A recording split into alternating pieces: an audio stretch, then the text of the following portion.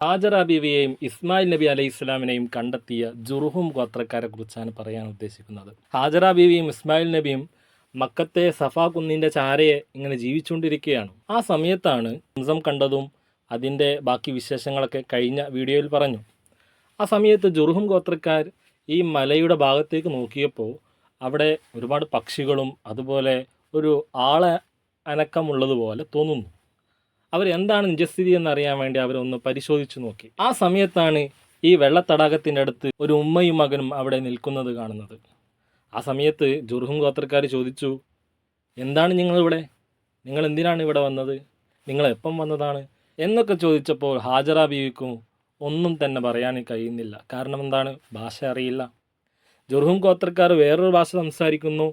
പക്ഷേ ഹാജറ ബീവിക്കോ സംസാരമൊന്നും അല്ലെങ്കിൽ ഭാഷയൊന്നും അറിയില്ല. ഈജിപ്ഷ്യൻകാരിയാണ്.